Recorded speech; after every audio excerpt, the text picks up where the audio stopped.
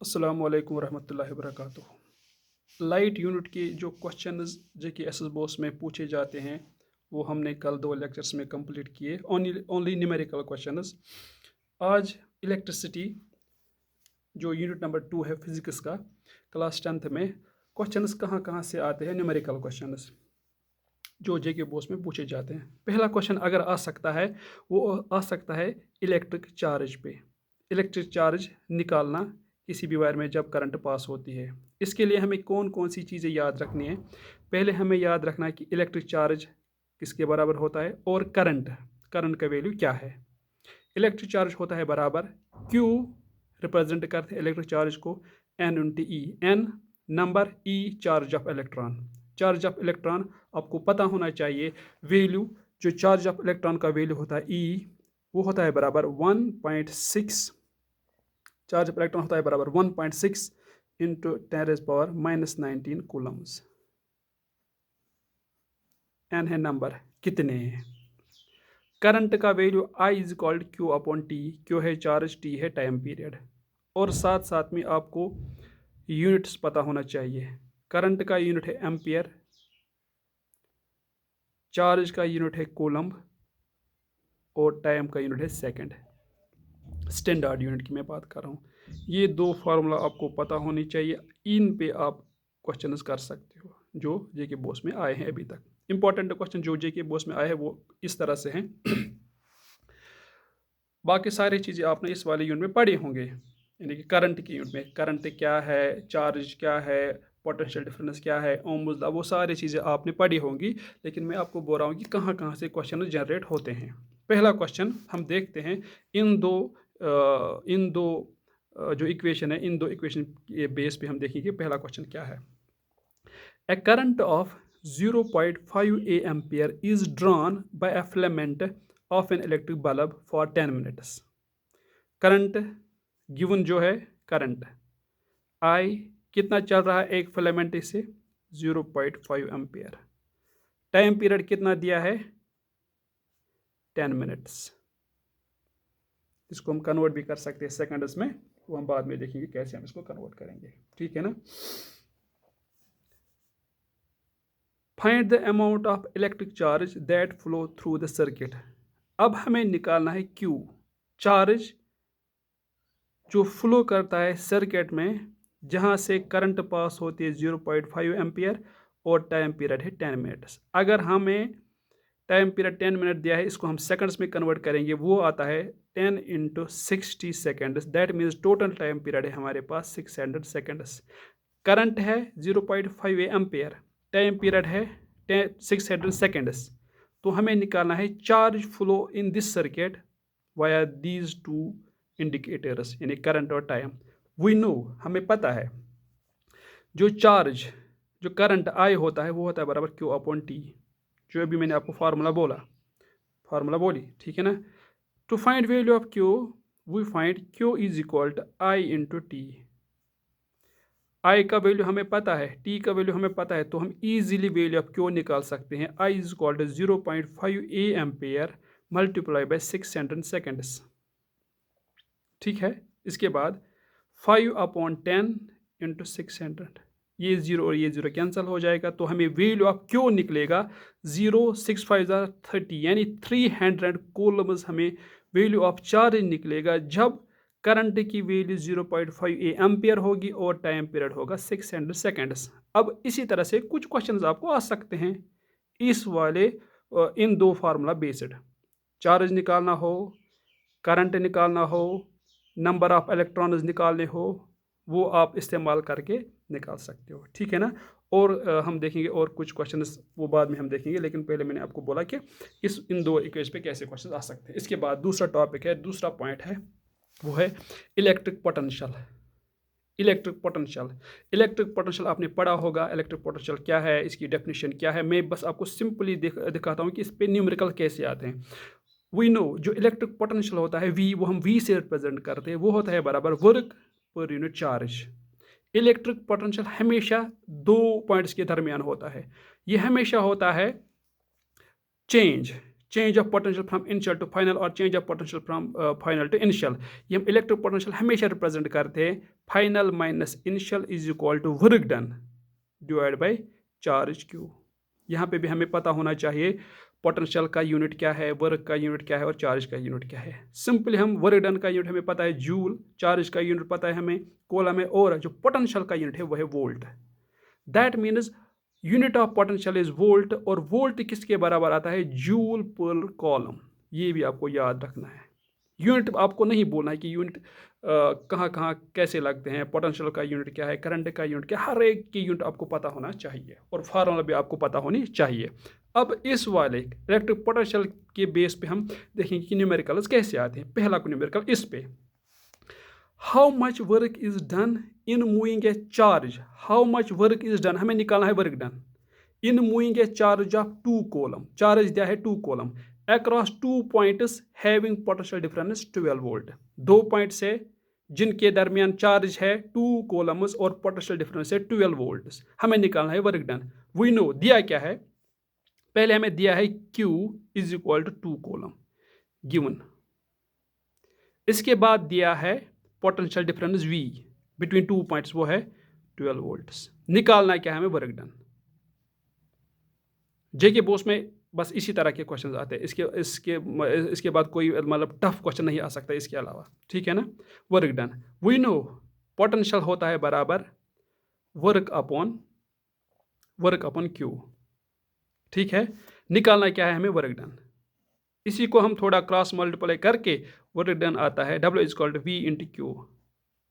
V भी दिया है, Q भी दिया है, हम इजिली वर्क डन निकाल सकते हैं। That means work done between the 2 points is equal to V का वैल्यू है 12 वोल्ट और C का वैल्यू है, Q का वैल्यू है 2 column. That means work done आता है 24 जूल्स।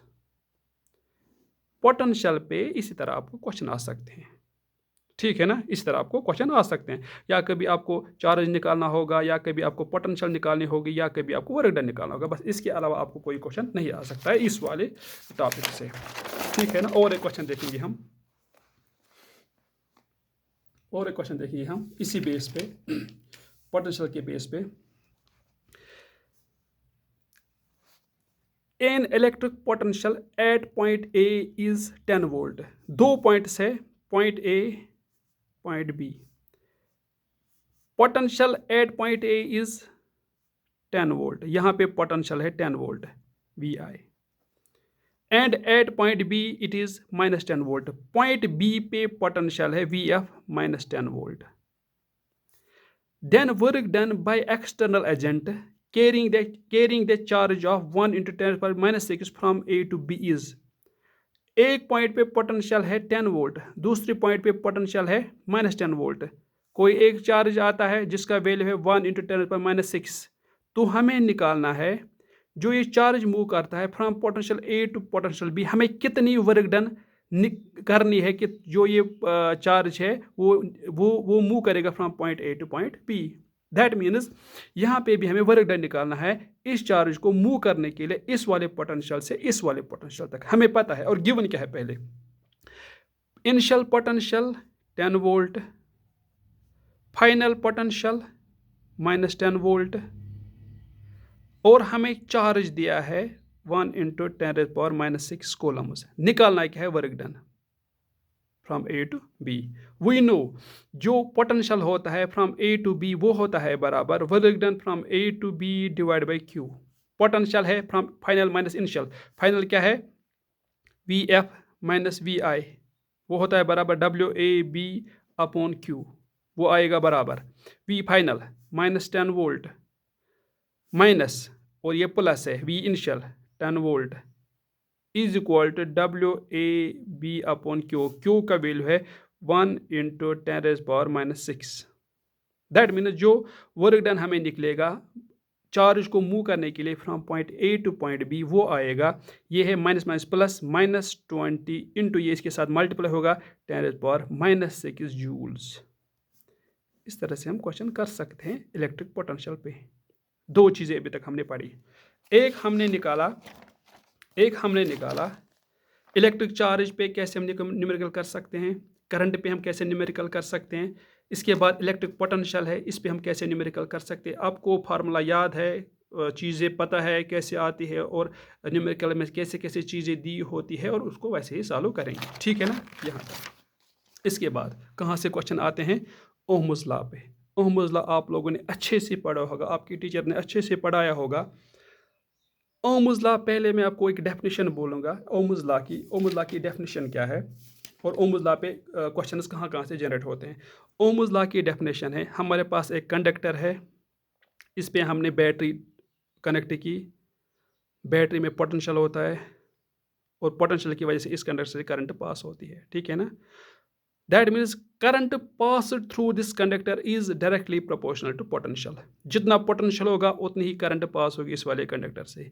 पोटेंशियल ज़्यादा होगा, करंट ज़्यादा पास होगी। पोटेंशियल कम होगा, करंट कम पास होगी। इसको बोलते हैं Ohm's law. That means I is directly proportional to V voltage. और प्रोपोर्शनलिटी को ख़त्म करने के लिए हमें एक कांस्टेंट लगाना पड़ता है, I is equal to 1/r। 1/r is 1/r, 1/r is constant of proportionality, ठीक है ना। That means I R is equal to V और V is equal to I R. ये इंपॉर्टेंट रिलेशन है किसमें, ओहम्स लॉ में। ये आपको याद रखने अच्छे से, ठीक है ना। इसके बाद V I characteristics of Ohm's law. V I characteristics of Ohm's law क्या हमें देता है, वहाँ पे हमें निकालना होता है स्लोप। वो स्लोप हमें क्या देता है वो हम देखेंगे। देखो, अगर आपको वी आई कैरेक्टरिस्टिक्स निकालनी होगी ओहम्स लॉ में, वहाँ से आप स्लोप निकाल सकते हो। वो स्लोप हमें क्या देता है वो आपको अच्छे से याद रखना है, क्योंकि न्यूमेरिकल में वैसे ही क्वेश्चन आते हैं और एक क्वेश्चन 5-6 बार आया है इस बेस पे, ठीक है ना। पहले मैं आपको दिखाऊंगा कि स्लोप कैसे आता है ओहम्स लॉ में। और ये आर क्या है, ये रेजिस्टेंस है। रेजिस्टेंस आपको पता होगा, ये अपोजिशन करता है flow of current in circuit, ठीक है ना। पहले हम देखेंगे V I characteristics. V I characteristics कैसे होते हैं ओहम्स लॉ में। देखो, ये V है पोटेंशियल अलोंग y एक्सिस और ये है करंट अलोंग x एक्सिस। इसका मतलब क्या है, करंट इंक्रीज होता है पोटेंशियल के इंक्रीज से। पोटेंशियल इंक्रीज हुआ, करंट इंक्रीज हुआ। सिंपल सी बात है, अगर हम ऐसी नंबरिंग देंगे 1 ampere, 2 ampere, 3 ampere, 4 ampere potential है। For example 2 volt, 4 volt, 6 volt, 8 volt, so on. हमने क्या देखा, as per this, if voltage is 2 volt, current if current is 2 volt, that mean इसमें डायरेक्ट रिलेशनशिप है। अगर करंट है 1 ampere, voltage है 2 ampere, every 1 ampere voltage increase by 2। Current 2 ampere, voltage 4 ampere. Current 3 ampere, voltage 6 ampere. Current 4 ampere, voltage 8 ampere. That हमें आती है straight line कुछ इस तरह से। अच्छे से देख लेना है इसमें हम क्या करते हैं, ठीक है ना। हमें निकालना होता है स्लोप। स्लोप हम कैसे निकालेंगे, आप लोगों ने 9th में भी पढ़ा है, 8th में पढ़ा है, मोशन चैप्टर में हम स्लोप निकालना सिखाते हैं, ठीक है ना। यहाँ पे ये परपेंडिकुलर है, ये एंगल बनता है थीटा। ज्योमेट्री आपने पढ़ी होगी मैथमेटिक्स में भी और फिजिक्स में भी। जिसको फिजिक्स में मैथमेटिक्स नहीं आएगा, जिसका मैथमेटिक्स वीक है, वो फिजिक्स अच्छे से नहीं पढ़ सकता। फिजिक्स में एक रूल है, आपका मैथमेटिक्स स्ट्रांग होना चाहिए और आपकी विजुअलाइजेशन स्ट्रांग होनी चाहिए। अगर आपका मैथमेटिक्स वीक है, विजुअलाइजेशन वीक है, आप फिजिक्स को इजीली नहीं समझ सकते हो, ठीक है ना। स्लोप हम कैसे निकालते हैं, स्लोप जो एंगल के अपोजिट होगा, ये हमेशा परपेंडिकुलर होता है, ये बेस होता है और ये हाइपोटेनस होता है। स्लोप होता है tan ऑफ थीटा, वो होता है बराबर परपेंडिकुलर बाय बेस। अगर हम इस वाले ग्राफ में देखेंगे, जो परपेंडिकुलर है वो ये लाइन है, वो है वोल्टेज। और जो बेस है वो ये लाइन है, बेस ये लाइन है, ये क्या है, current. Slope is equal to voltage by current. We know according to Ohm's law V is equal to I R, R is equal to V by I। यही तो रेजिस्टेंस है ना। ऐसे हम रेजिस्टेंस निकाल सकते हैं। और भाई कैसे निकालेंगे हम slope tan theta is equal to V final minus V initial, I final minus I initial. वो हम देखेंगे क्वेश्चन में कैसे निकाल सकते हैं हम रेजिस्टेंस बाय ओहम्स लॉ, ठीक है ना। ये दो फार्मूला आपको याद रखने हैं। अब देखिए पहला क्वेश्चन जो ओहम्स लॉ में आया हुआ है, ये बोर्ड का NCERT का क्वेश्चन है। हाउ मच, ये देख लेना, how much current will an electric bulb draw from A 220 volt source if the resistance of the filament is 1200 ohm and 100 ohm respectively। ये दो क्वेश्चन है। हमारे पास इलेक्ट्रिक बल्ब है जिसकी वोल्टेज है 220। दैट मीन्स जो गिवन है यहाँ पे 0.1 वोल्टेज ऑफ इलेक्ट्रिक बल्ब है 220 और फिलामेंट की रेजिस्टेंस क्या है, आर क्या है 1200 ओम। हमें क्या निकालना है, करंट। कितना करंट पास होगा जब वोल्टेज हमें 220 और रेजिस्टेंस है 1200। We know according to Ohm's law V is equal to IR। Current निकालना है, I is equal to V by R। V का वैल्यू है 220 डिवाइड बाई 1200। इसको काट पीट करके जो हमें वैल्यू आता है 11/60। दैट मीन्स I का वैल्यू आएगा 11/60 एम्पियर। इसको आप मिनिमाइज भी कर सकते हो डिवाइड करके। कैसे हम डिवाइड करेंगे, शॉर्ट रूल होता है डिवाइड करने का। इसका मतलब होता है 11/6 इंटू 1/10। 11 डिवाइड बाई 6 ये हुआ 6 1 जार 5 1.8 इंटू 10⁻⁻1 एम्पियर, या आप ऐसे भी लिख सकते हो 0.18 एम्पियर, ऐसे कर सकते हो, ठीक है ना। इसके साथ दूसरा क्वेश्चन है, वोल्टेज सेम है 220, रेजिस्टेंस अब कम है 100 ओम। यहाँ पे भी हमें वैल्यू ऑफ करंट निकालना है जब हमारे पास वोल्टेज सेम होगी और रेजिस्टेंस डिफरेंट होगी। I is equal to V upon R।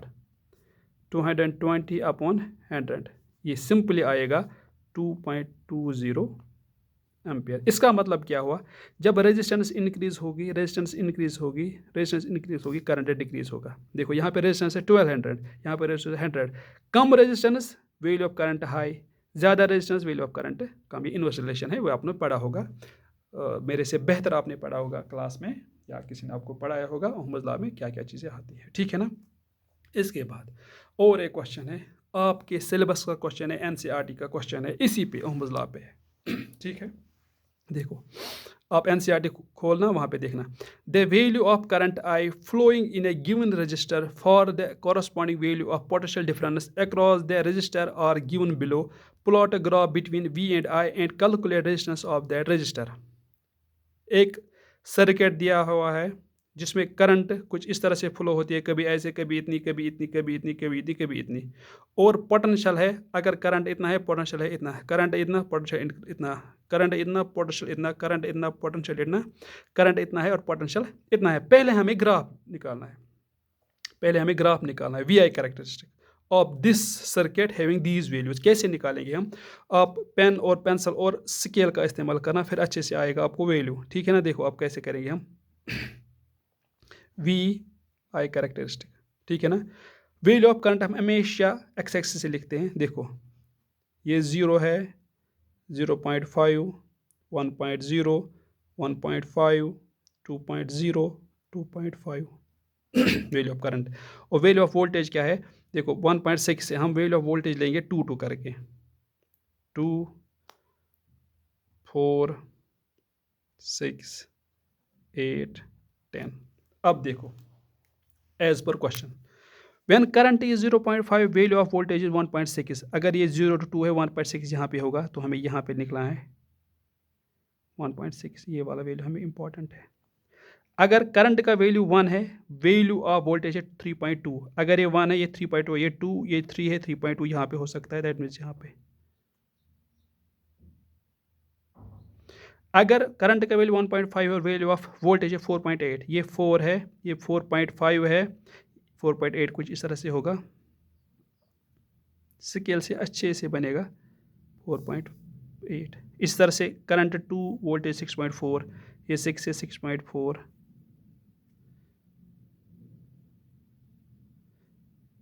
Current है 2.5, वोल्टेज है 8, इस तरह से आएगा। दैट मीन्स जो हमारी VI कैरेक्टरिस्टिक बनेगी इस वाले इक्वेशन में, वो कुछ इस तरह से बनेगी, स्ट्रेट लाइन बनती है एज यू नो। ये हुआ एक point, find the VI characteristic और find the graph of this data. Graph कुछ इस तरह से बनता है। और इसके साथ ही और एक क्वेश्चन है, नाउ फाइंड द रेजिस्टेंस। हम रेजिस्टेंस कैसे निकालेंगे, रेजिस्टेंस निकालना ईजी है। अभी मैंने आपको बोला, आपके पास अगर ग्राफ होगा तो आप इजीली रेजिस्टेंस निकाल सकते हो। ठीक है ना, कैसे? इसको ऐसे करके, ये थीटा है, रेजिस्टेंस निकालते हैं slope is equal to tan of theta is equal to ये परपेंडिकुलर बाय बेस, परपेंडिकुलर ये है और बेस ये है, P upon B. We know P क्या है? रेजिस्टेंस वोल्टेज है, बेस क्या है? करंट है। Final minus initial, final value है 8 माइनस इनिशियल वैल्यू कितना है? 1.6।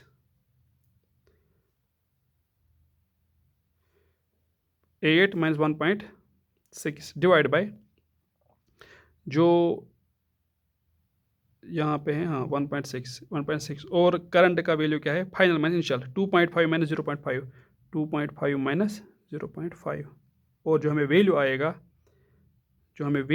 यहाँ पे वो आएगा 8 माइनस 1.6, वो आएगा 6.4 डिवाइड बाई 2, 6.4 डिवाइड बाई 2। इसको कैंसिल कर, 2 1 जार 2 3 जार 0.2 2 जार 4 ओम। दैट मीन्स जो रेजिस्टेंस है इस वाले सर्किट में जहाँ पे इतनी करंट पास होती है, इतनी वोल्टेज प्रोड्यूस होती है, वो होती है 3.2 ओम्स। इस तरह से आप ये क्वेश्चन कर सकते हो। ये सारे क्वेश्चंस आते हैं कुछ इस तरह से, कभी इस तरह से ये आते हैं ओम्स लॉ पे। अब आपने देखा ओम्स लॉ पे कैसे क्वेश्चन आते हैं, इलेक्ट्रिक पोटेंशियल पे कैसे क्वेश्चन आते हैं। और एक क्वेश्चन नहीं, बस इतने ही है। हाँ, अब जो बाकी क्वेश्चन है आप खुद कर सकते हो कि कैसे क्वेश्चन आते हैं। इसके बाद आपको heating effect of electric current और रेजिस्टेंस पे कैसे क्वेश्चन आते हैं। For example resistance in parallel, resistance in series, वो सारी चीज़ें इंपॉर्टेंट है कि वहाँ पे भी क्वेश्चन आने के चांस है और आते भी हैं। तो मेरे ख्याल से लग रहा है कि आज काफ़ी है इलेक्ट्रिक करंट पे, और बाकी सारी चीज़ आप लोगों ने इलेक्ट्रिक करंट में पढ़ा होगा कि इलेक्ट्रिक करंट में क्या क्या चीज़ें आती हैं। लेकिन इसके बाद और एक लेक्चर आएगा रेजिस्टेंस पे, heating effect of electric current पे, वहाँ से भी न्यूमेरिकल्स आते हैं 5 मार्क्स 6 मार्क्स के बोर्ड में। ये ज़रूरी नहीं है कि बोर्ड में ही आएंगे, कभी कोई कम्पिटिटिव एग्जाम होता है तो वहाँ पे ये हेल्प कर सकता है। ठीक है ना, ये ज़रूरी नहीं बोर्ड में ही आपको इस तरह के क्वेश्चन आते हैं, कम्पिटिटिव एग्जाम में भी क्वेश्चन आते हैं। एक्चुअली मैंने सोचा था कि मैं आपको अच्छे से पढ़ाऊँ लेक्चर के हिसाब से, लेकिन अभी एग्ज़ाम है तो मेरे ख्याल से ये ज़्यादा बेहतर रहेगा एग्ज़ाम पॉइंट ऑफ व्यू से। फिर मैं बाद में कोशिश करूँगा लेक्चर्स लाने की, टॉपिक वाइज लेक्चर्स। इलेक्ट्रिसिटी मतलब पहले से पढ़ाऊँगा इलेक्ट्रिसिटी में क्या क्या चीज़ें आ रही हैं, या लाइट में क्या क्या चीज़ें आ रही हैं। लाइट में और एक लेक्चर आना था कि हम कैसे इमेजेस फॉर्म करते हैं, वो 10-15 मिनट का लेक्चर आएगा, तो वो मैं कोशिश करूँगा इंशाल्लाह इलेक्ट्रिसिटी को ख़त्म करने के बाद इंशाल्लाह लाऊंगा वो। ठीक है ना, अल्लाह हाफिज़। बस आप ऐसा करना कि इसको अच्छे से पढ़ना, अपने फ्रेंड्स के साथ भी शेयर करना, जिसको जिसको नीड होगी, कि ताकि मैं मैक्सिमम मार्क्स एग्ज़ाम में करूं। तो वो ये इन चीज़ों को अच्छे से देखें और ये फार्मूला है वो अच्छे से याद करें, और कैसे फार्मूला जनरेट होती है, कैसे फार्मूला इस्तेमाल करनी है कोई भी क्वेश्चन सॉल्व करने के लिए। शुक्रिया।